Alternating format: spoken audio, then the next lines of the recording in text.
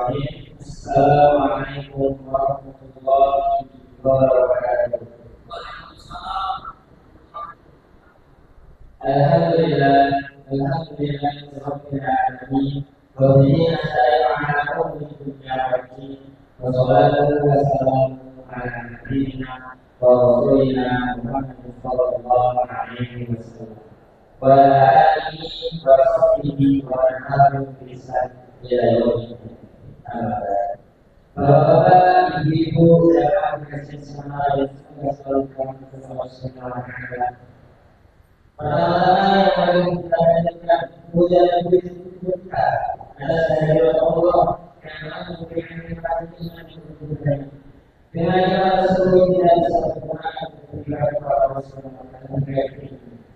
Salam kita dapatkan kepada junjungan kita, Nabi besar kita, Nabi Muhammad Sallallahu Alaihi Wasallam, serta kepadanya kepada sahabatnya kepada Nabi serta pengikutnya yang selalu bersikupan beliau memberikan Allahumma amin.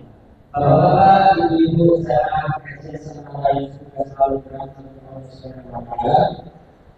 Di sini ada variasi antara yang pertama pembukaan, yang kedua adalah nanti, dan ketiga lain dengan mata tutup.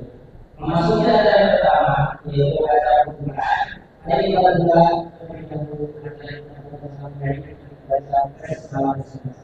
Bismillahirrahmanirrahim. Maksudnya ada kedua yaitu ini yaitu kajian sama. Yang ketiga tafsir surat Al ayat ketiga. Yang akan dibawahi oleh beliau sedikit Israel. Waktu dasar silakan. Alhamdulillah nahmaduhu wa nasta'inuhu wa nastaghfiruh nu'minu bihi wa natawakkalu alaihi wa na'udzu bihi min syururi anfusina wa min sayyiati a'malina may yahdihillahu fala mudilla lahu wa may yudlilhu fala hadiya lahu. Allahumma shalli wa sallim ala sayyidil anbiya'i wal mursalin habibina wa syafi'ina wa maulana Muhammad wa ala alihi wa ashabihi ajma'in, amma ba'du. Qala ta'ala ya ayyuhalladzina amanu ittaqullaha haqqa tuqatih wa la tamutunna illa wa antum muslimun. Wa qala aidan idza jaa nasrullahi wal fath wa ra'aitan nasa yadkhuluna fi dinillahi afwajan fasabbih bihamdi rabbika wastaghfir innahu kana tawwaba. Shadaqallahu nazim. Musallin musalliyat, muslimin muslimat, jamaah majelis yang dimuliakan Allah Subhanahu wa taala. Alhamdulillahirabbil alamin. Bersyukur kita kepada Allah atas ridha dan rahmatnya. Sore ini kita bisa menunaikan ibadah salat maghrib dengan berjamaah di masjid yang mulia ini. Semoga ibadah kita, sholat kita, doa kita diterima oleh Allah Subhanahu wa taala. Amin ya rabbal alamin. Salawat dan salam semoga selalu tercurah kepada Nabi Muhammad sallallahu alaihi wasallam, bagi keluarganya, para sahabat dan pengikutnya. Jamaah yang dimuliakan Allah Subhanahu wa taala, mari malam ini niatkan tadabbur ayat Al-Qur'anul Karim, khususnya surah Al-Fath ayat 1 sampai dengan ayat 3. Ayat ini mengingatkan kepada kita bangsa Indonesia ini yang hari-hari ini dari pusat kota sampai ke pelosok desa terasa semangat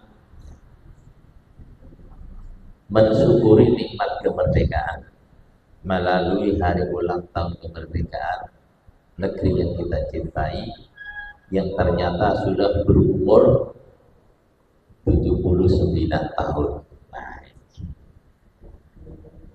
Jamaah yang dimuliakan Allah Subhanahu wa taala, Ayat ini mudah-mudahan bisa kita ambil hikmah dan pelajaran supaya kita benar-benar mensyukuri nikmat kemerdekaan ini itu benar-benar menurut agama.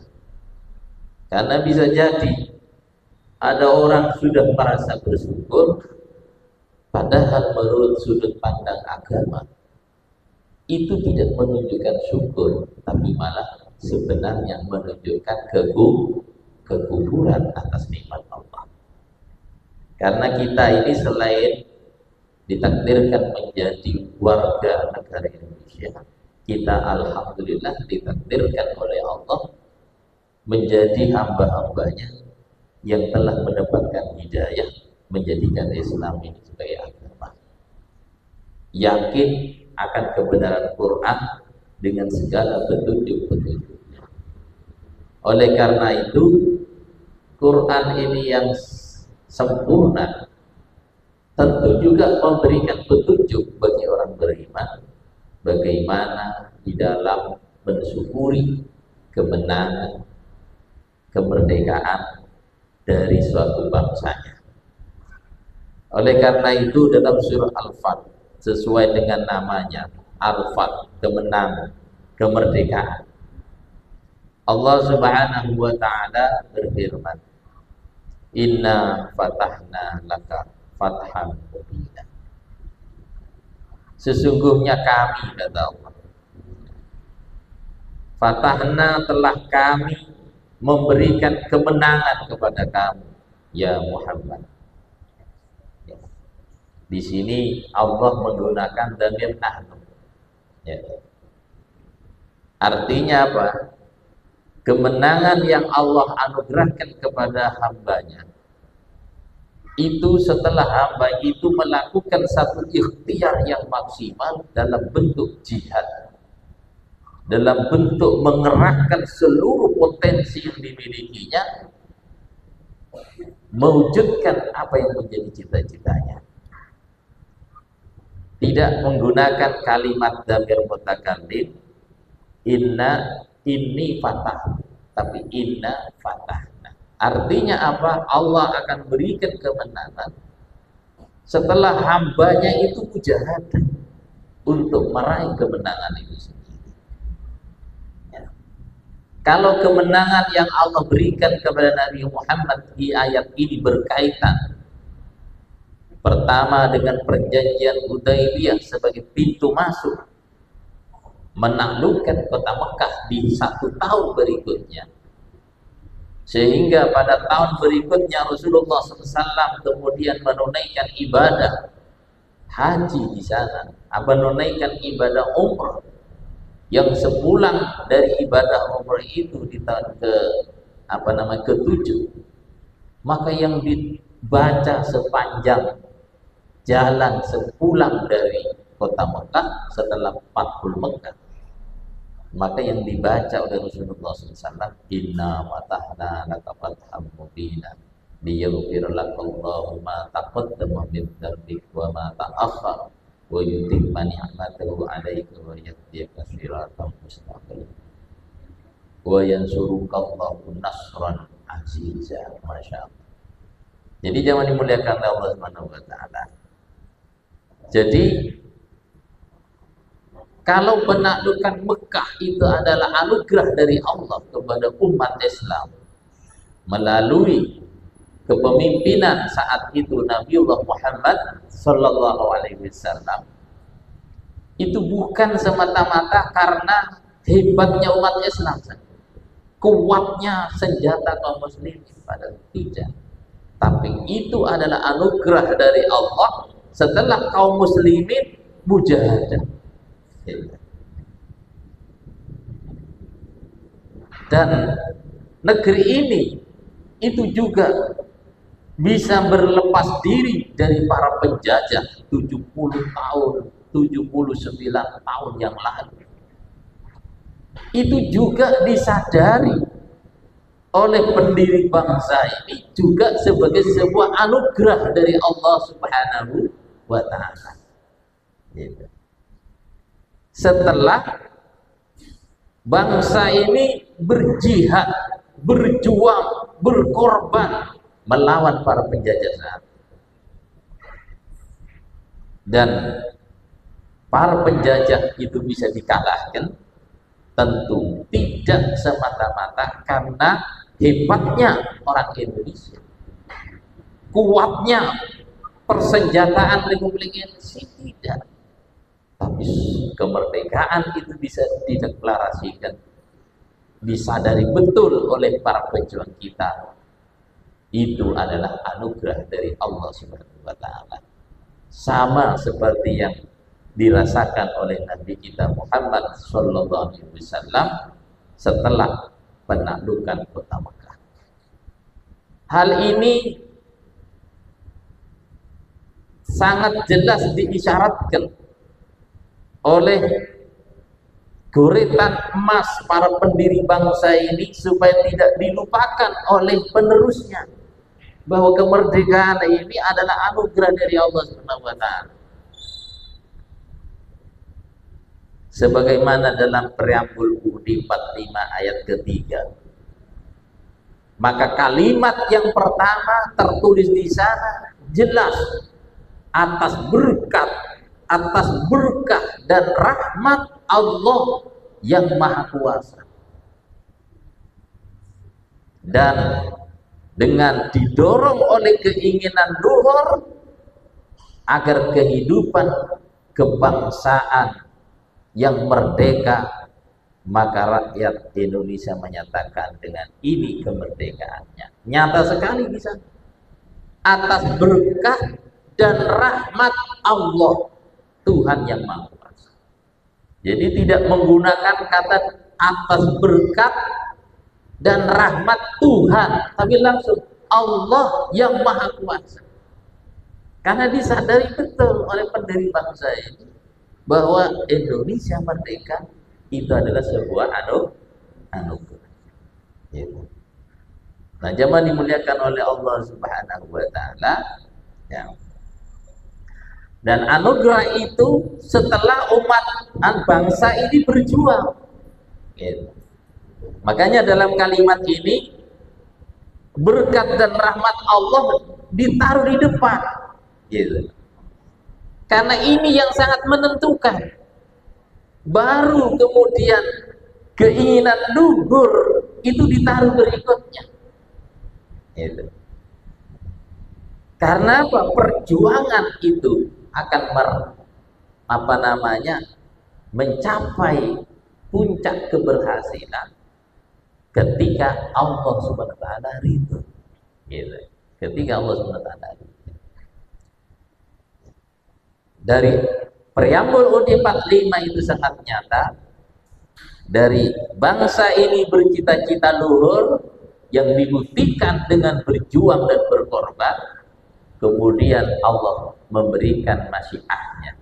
Ketemulah di sana antara keinginan yang luhur, cita-cita besar bangsa ini supaya merdeka, Allah meridainya. Maka itulah yang kemudian terjadi 79 tahun yang lalu Indonesia menyatakan bahwa kemerdekaan. Itu.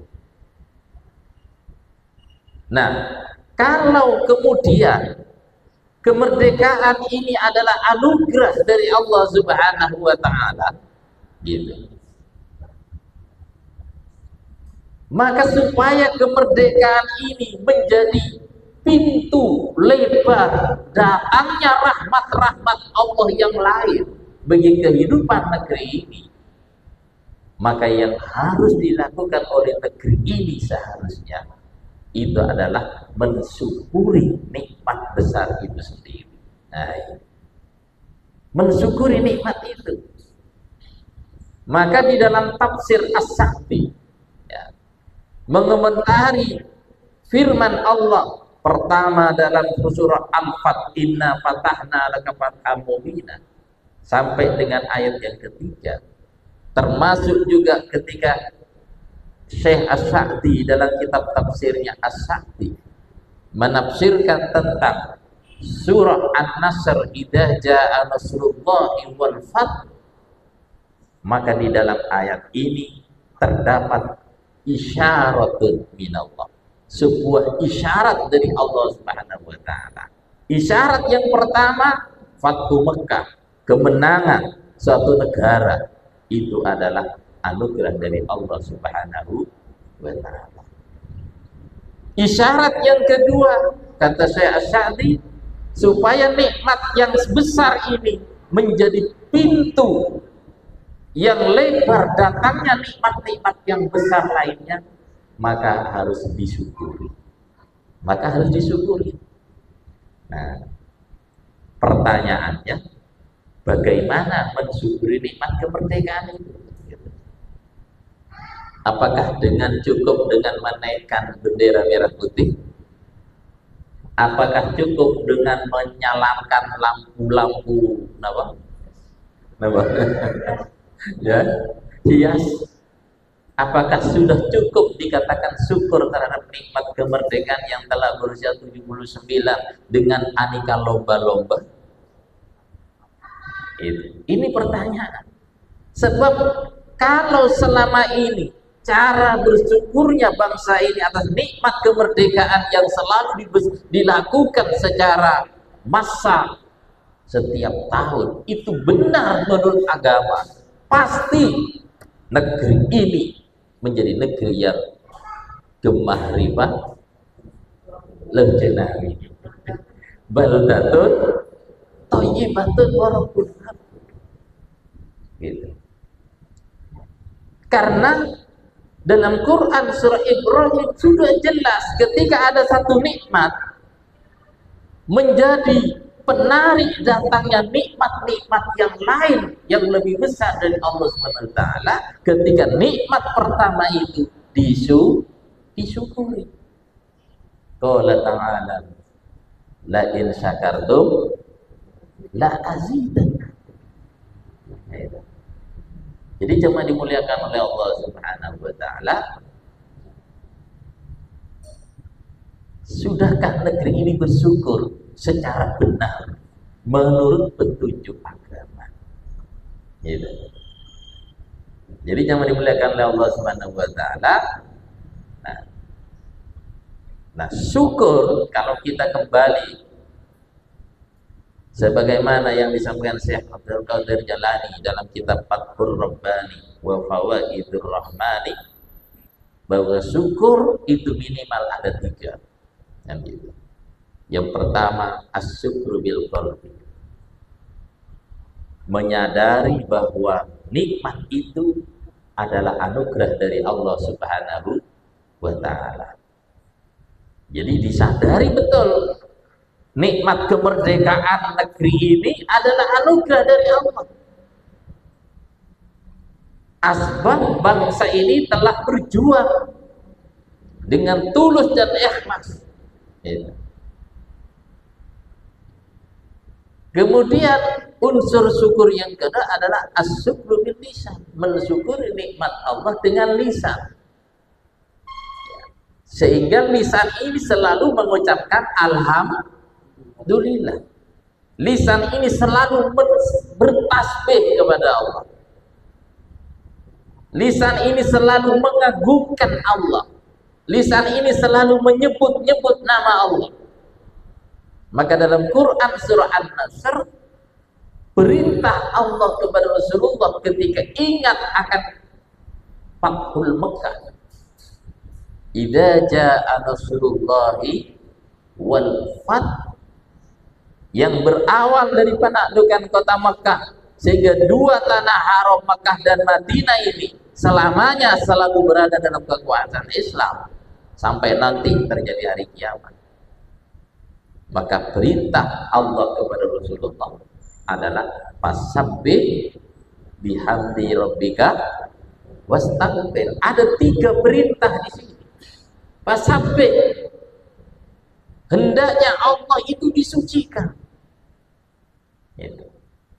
Hendaknya Allah itu diagungkan. Allah itu dibesarkan. Dan ini yang sebenarnya disadari oleh pendiri bangsa ini. Gitu. Maka setelah merdeka negeri ini, pendiri bangsa ini yang kemudian bermusyawarah rakyat, menentukan negeri ini nanti bentuknya seperti apa kan gitu. Apakah bentuk republik, apakah berbentuk kerajaan, apakah berbentuk presidentil. Ternyata bagi para pendiri bangsa ini yang mayoritas adalah orang yang beriman kepada Allah Subhanahu wa taala, paham tentang Quran. Ternyata mereka tidak begitu peduli terhadap bentuk negara ini. Apakah berbentuk republik, apakah berbentuk kerajaan, apakah berbentuk presidensil, tidak peduli.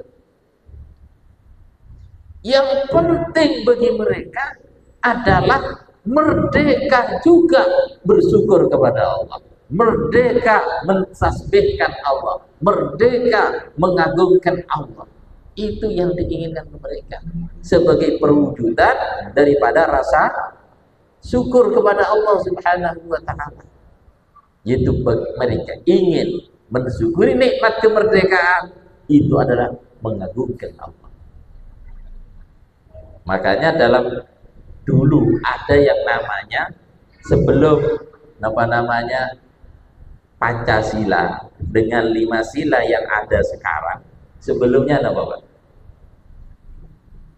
Piagam Jakarta. Nyata sekali di sana pada sila pertama, supaya umat Islam di Indonesia itu bisa mensyukuri nikmat kemerdekaan dengan mentasbihkan Allah, mengagungkan Allah dalam segala aspek kehidupannya. Dengan tertulisnya pada sila pertama, Pak? Ketuhanan dengan kewajiban menjalankan syariat Islam bagi pemeluknya.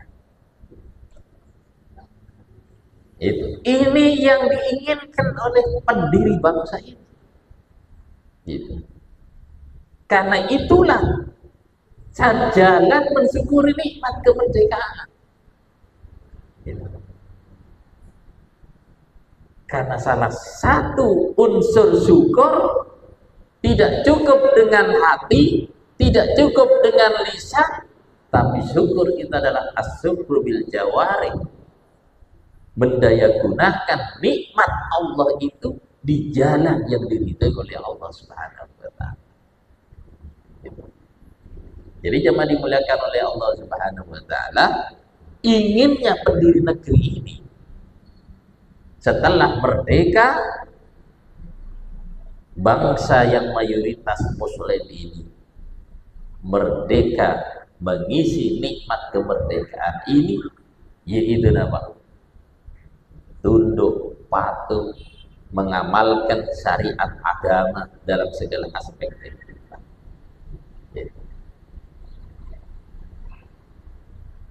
Tetapi karena suatu keadaan, insya Allah kita semua tahu sejarahnya, gitu.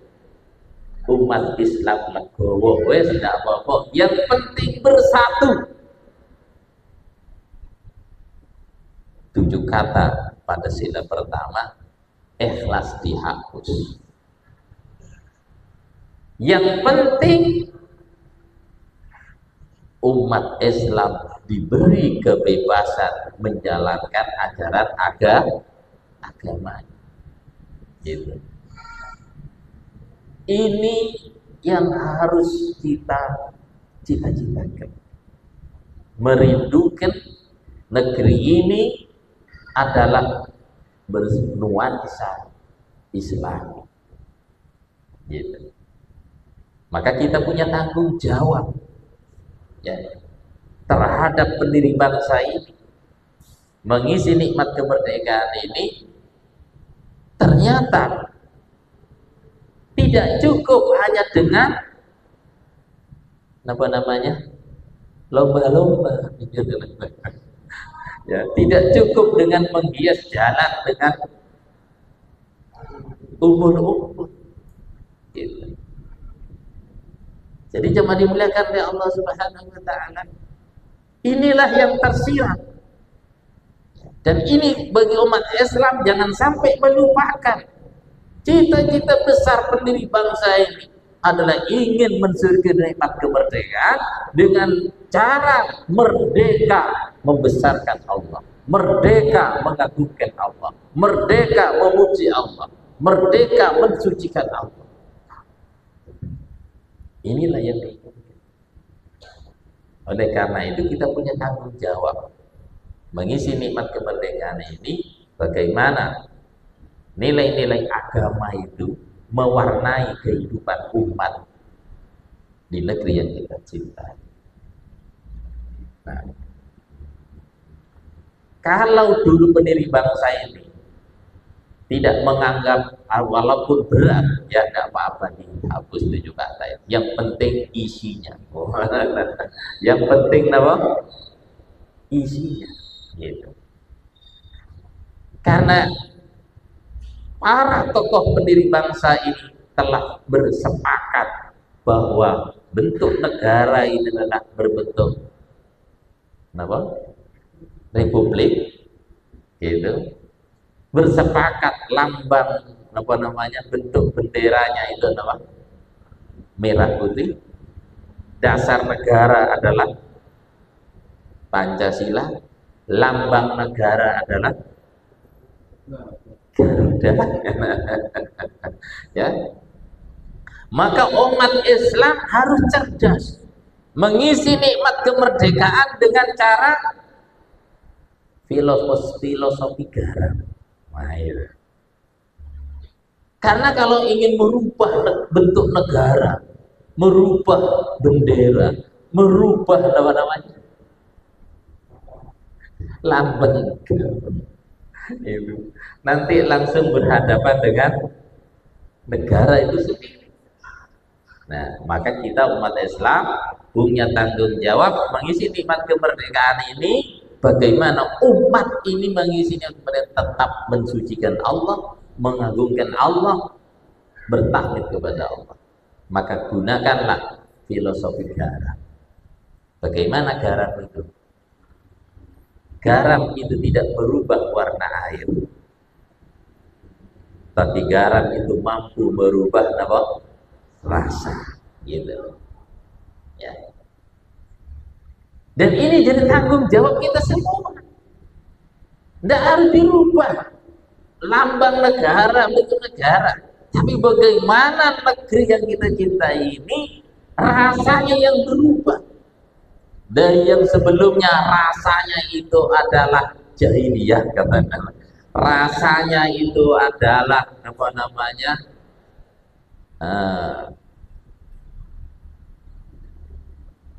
tahayul, kesirikan, ya, dan sebagainya, gitu. Ya. Animisme, dinamisme, kan gitu, ya. Ya. Bagaimana negeri ini terwarnai rasanya itu, rasanya Islam. Ya, inilah sebenarnya ditanggung jawab umat Islam yang telah diberi amanah oleh Allah menjadi pemimpin-pemimpin negeri kita ini. Jadi cuma dimuliakan oleh Allah Subhanahu wa taala, maka dari pemimpin-pemimpin inilah sebenarnya diharapkan ada satu kebijakan yang kebijakannya itu membawa umat ini mensucikan Allah. Mensucikan Allah. Makanya penting memilih pemimpin yang baik. Itu pemimpin yang bisa mengisi nikmat kemerdekaan ini dengan suasana Islami, sehingga membuat kebijakan orang merdeka sholat berjamaah, orang merdeka berbusana muslimah dimanapun berada. Orang itu merdeka membangun ekonomi yang syar'i, merdeka membangun pendidikan yang Islami, membangun peradaban yang merdeka. Jadi jangan dimuliakan oleh Allah Subhanahu wa taala. Sebab kalau salah memilih pemimpin, bukan orang sholat difasilitasi bagaimana supaya orang yang tidak punya sarung bisa sholat dia punya sarung. Orang yang tidak punya jilbab supaya bisa menutup aurat dia bisa tutup aurat. Tapi karena salah memilih pemimpin, ya jadilah sekarang malah negara memfasilitasi orang maksiat. Kan gitu, Pak. Dengan keluarnya PP yang sangat kontroversi 24, nah, negara malah memfasilitasi para remaja untuk bergaul bebas. Dengan negara menyiapkan apa? Alat ini. Ya. Jadi coba dimuliakan oleh Allah Subhanahu wa taala. Nah, kalau cara mensyukur nikmat kemerdekaan seperti ini, kira-kira ini bersyukur atau mengkufuri nikmat kira-kira, Pak? Maka ayatnya sangat jelas. Ini yang menjadi keprihatinan kita. Ya. Negeri ini kaya sumber daya dari lautnya, dari buminya, dari udaranya. Tapi kenapa kok tidak membawa kesejahteraan, membawa kemakmuran, sebagaimana sebuah negara yang kisahkan oleh Allah Subhanahu wa taala profilnya dalam Al-Qur'anul Karim sebagai baldatun thayyibatun wa rabbun ghafur. Kok tidak terjadi di negeri ini? Padahal kekayaan alamnya luar biasa. Maka bisa jadi ya, kemerdekaan tidak menjadi pintu lebar datangnya kemakmuran dengan segala potensi alam yang melimpah, itu karena mungkin kita masih salah mensyukuri nikmat kemerdekaan. Mensyukuri nikmat kemerdekaan katanya syukur, tapi sepanjang malam apa namanya dugem. Itu ya, nari-nari buka aurat di depan banyak orang, gitu, Pak. Nari-nari sepanjang jalan dengan mempertontonkan aurat, gitu, lewat yang kemasan namanya karnaval namanya, sehingga sholat duhurnya lewat, sholat asarnya lewat, sholat maghribnya juga lewat. Dan itu terjadi karena masuk salon itu untuk make up jam 10 pagi, karena antrinya pasti ada layanan salon itu, Pak. Sehingga peserta pawai karnaval itu menghias diri macam-macam, jam 10 sudah antri di salon, gitu. Habis duhur dia sudah berangkat, habis maghrib baru menjelang isya baru pulang sampai rumah. Berarti yang dikorbankan apa? Sholatnya. Berapa sholat itu, Pak?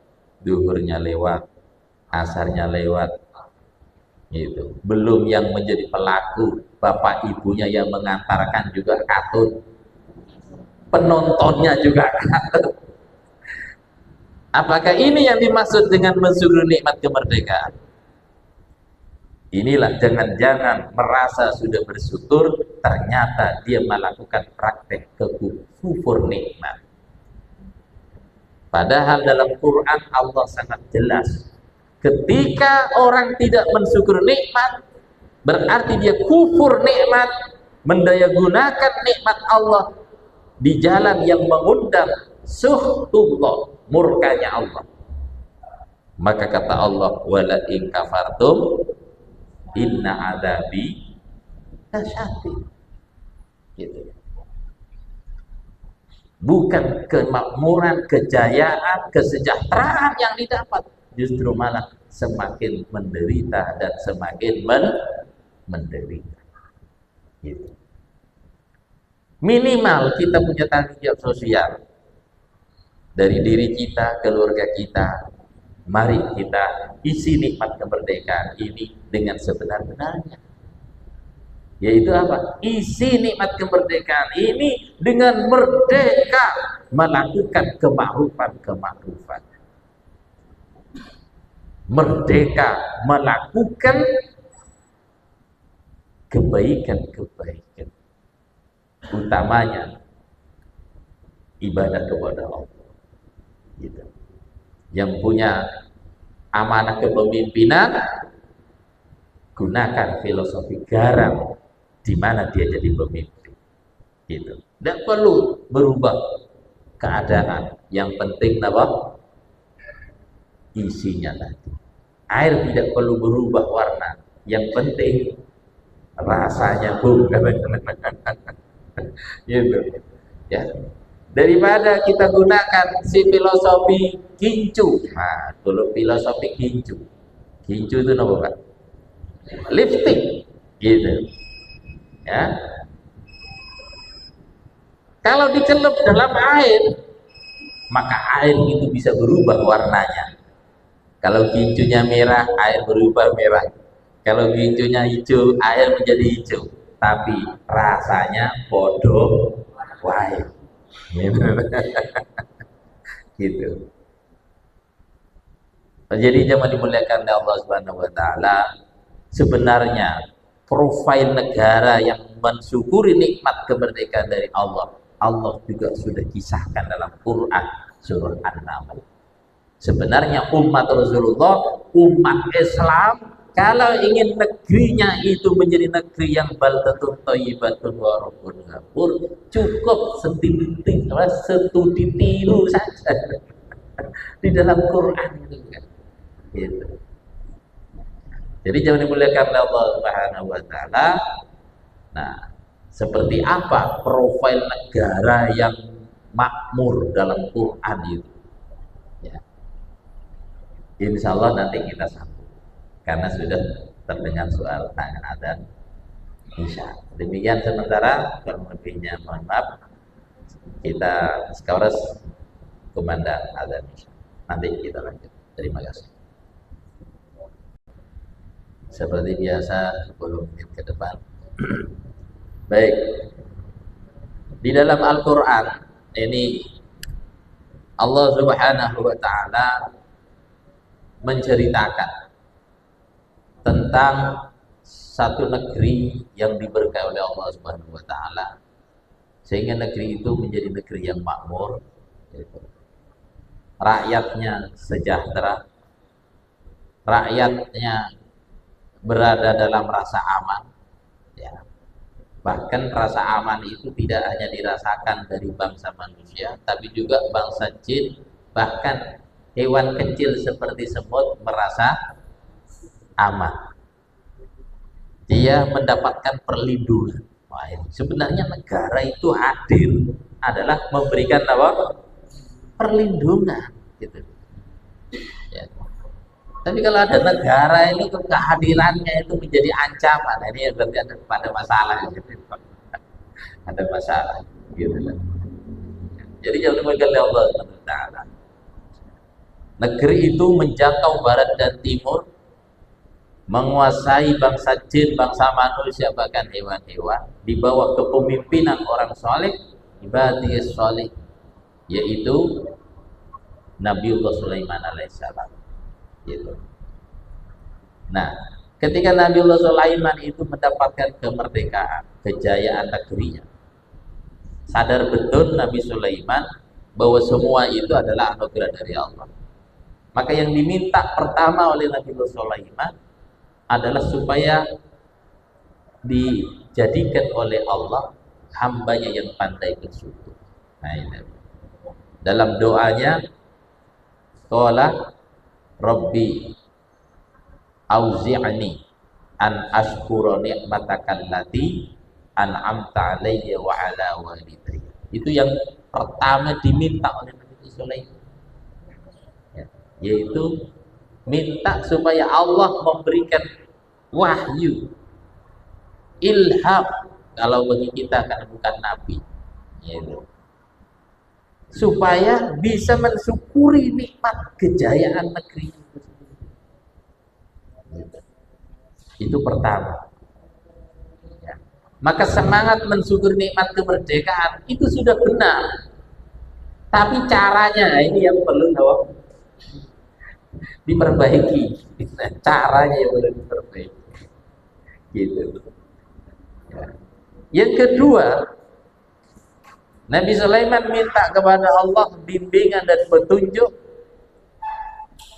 supaya Allah Subhanahu wa taala membimbing Nabi Sulaiman itu membuat program amal untuk bangsanya berupa amal-amal soleh. Nah, itu. Maka doa yang kedua yang diminta oleh Nabi Sulaiman, wa an a'mala sholihan tarudhah.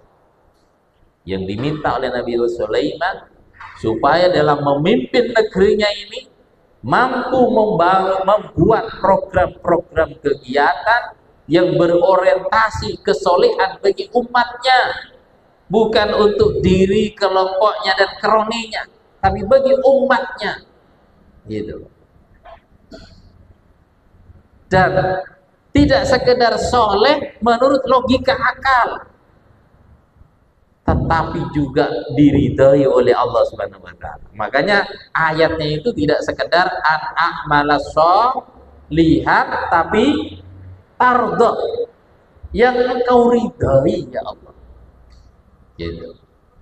Itu yang diminta oleh Nabi Sulaiman. Karena pada saat itu Quran belum turun, gitu. Nah, sekarang ini umat Islam kan sudah punya Al-Quran. Seharusnya kalau ada seorang pemimpin umat Islam, maka punya tanggung jawab mensyukuri kepemimpinannya itu menyusun program-program yang soleh dan tidak soleh saja, tapi diridhai oleh Allah Subhanahu wa taala. Nah, bagaimana memastikan program itu soleh dan diridhai oleh Allah Subhanahu wa taala? Maka alat ukurnya adalah wahyu, yaitu nama Al-Quran dan Sunnah Rasulullah Sallallahu Alaihi Wasallam. Karena kadang-kadang kalau hanya menggunakan kesepakatan berdasarkan logika akal, itu mungkin bersepakat ini soleh, tapi apakah diridhai oleh Allah Subhanahu wa taala? Belum tentu. Contoh, ada sebuah provinsi yang mana gubernurnya melakukan musyawarah bersama DPRD-nya, kemudian bersepakat bahwa untuk meningkatkan APBD-nya maka dibangunkanlah pabrik minuman keras. Kan gitu Pak. Ada enggak itu? Ada. Gitu Pak. Untuk menambah APBD. Nah, gitu Pak. Ya. Bahkan investasi dalam pabrik minuman keras besar di negeri ini. Gitu. Pemimpin, wakil rakyat bersepakat. Oh, ini soleh katanya. Ini program yang soleh karena bisa meningkatkan apa? APBD. Setiap bulan 1 miliar. Coba kalau ditutup eman-eman kan gitu. Tapi apakah ini program yang diridhai oleh Allah? Kira-kira Pak? Maka untuk mengetahui ini diridhai oleh Allah apakah tidak, maka gunakan wahyu melihat. Kalau sekarang Al-Quran dan Sunnah. Gitu. Ya. Jadi zaman dimuliakan oleh Allah Subhanahu wa taala, Arab Saudi itu menjadi negeri yang barokah, ya, karena tadi mampu mensyukuri nikmat kemerdekaannya sampai sekarang dengan program-program soleh yang diridhai oleh Allah Subhanahu wa taala. Tapi kalau nanti ganti kepemimpinan yang tidak soleh, yang penting bersepakat ini bisa mendatangkan APBD negaranya lewat program maksiat, naudzubillah min dzalik, tidak tahu apa yang akan terjadi. Allah Maha Kuasa, tiba-tiba sumber minyaknya berhenti kan, bagi Allah sangat mudah. Gitu. Ini yang kita tak khawatirkan, walaupun bukan orang Arab Pak ya.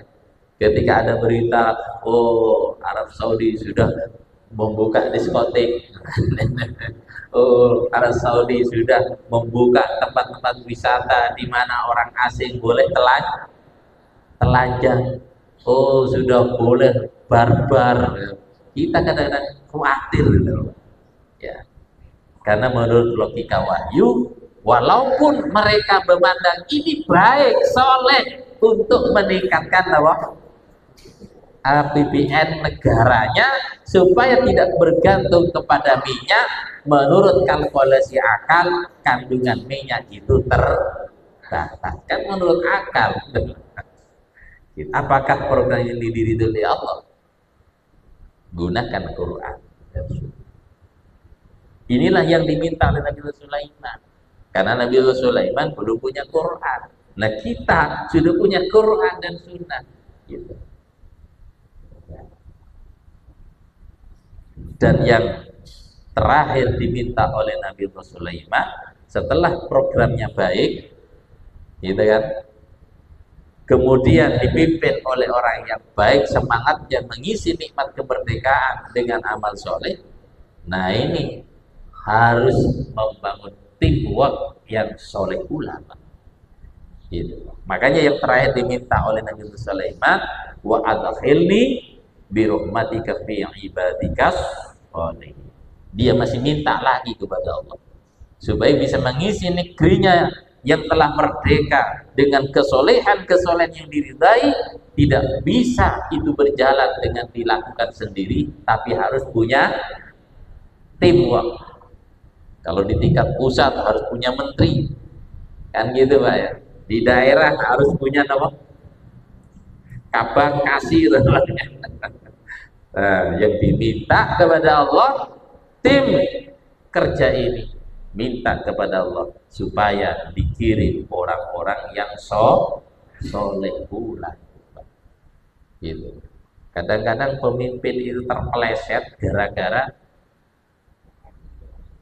apa namanya, pembantunya yang brengsek gitu loh. Gitu. Apalagi pembantunya punya mental ABS, ya apa namanya, asal bapak senang. Gitu.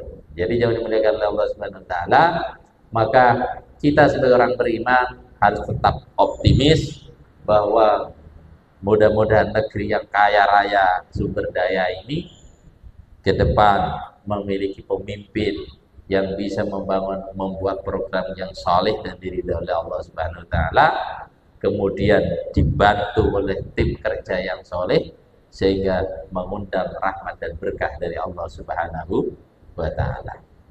Demikian apa yang dapat kami sampaikan, semoga ada hikmah dan manfaatnya. Kurang dan lebihnya mohon maaf. Pesan terakhir, mari kita isi nikmat kemerdekaan ini dengan filosofi garam. Apapun profesi kita, apapun amanah kita, dimanapun kita berada, sehingga kita nanti minimal ringan pertanggungjawabannya di hadapan Allah Subhanahu wa taala. Terima kasih. Mari demikian dari kami, kurang lebihnya mohon maaf. Hadanallahu wa iyyakum ajmain. Assalamualaikum warahmatullahi wabarakatuh. Waalaikumsalam.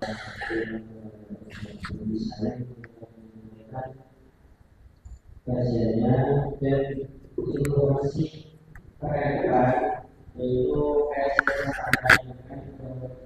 beliau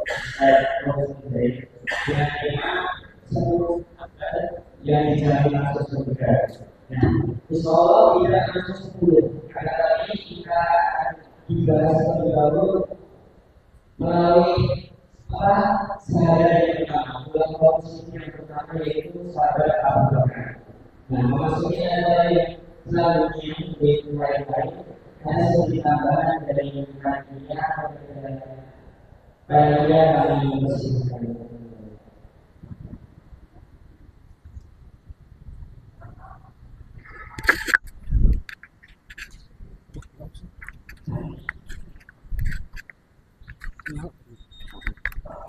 Assalamualaikum warahmatullahi wabarakatuh.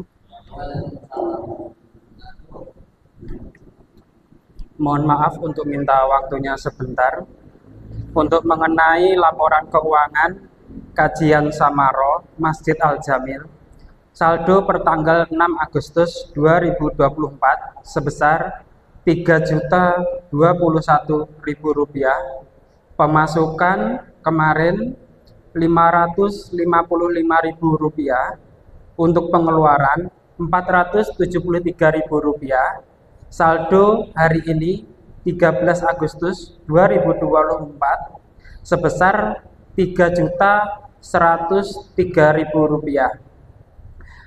Dengan bertambahnya saldo sampai saat ini, kebijakan dari Samaro yaitu dalam mengemban amanatnya menambahkan program-program terbaru, salah satunya yaitu Teduh Umat, yaitu kegiatan kunjungan baik itu kelahiran, sakit maupun kematian.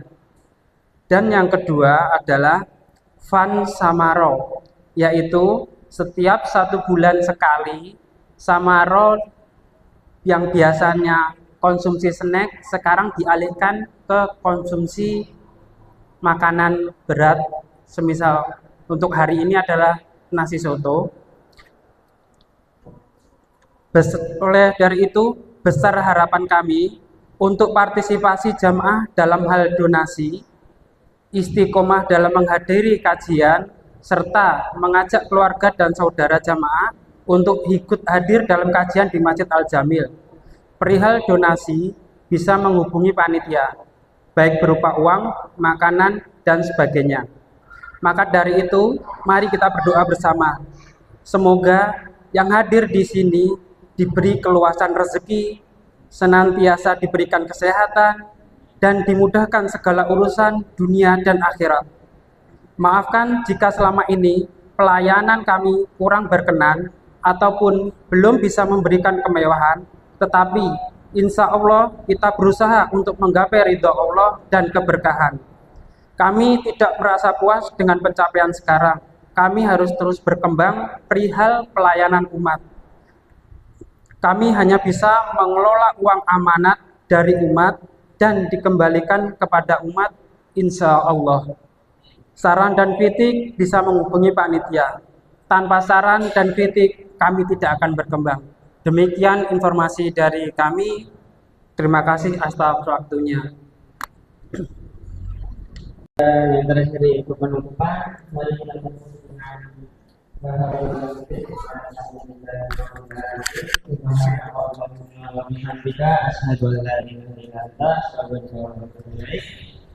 dengan informasi kepada jamaah, panitia sudah menyiapkan bidana.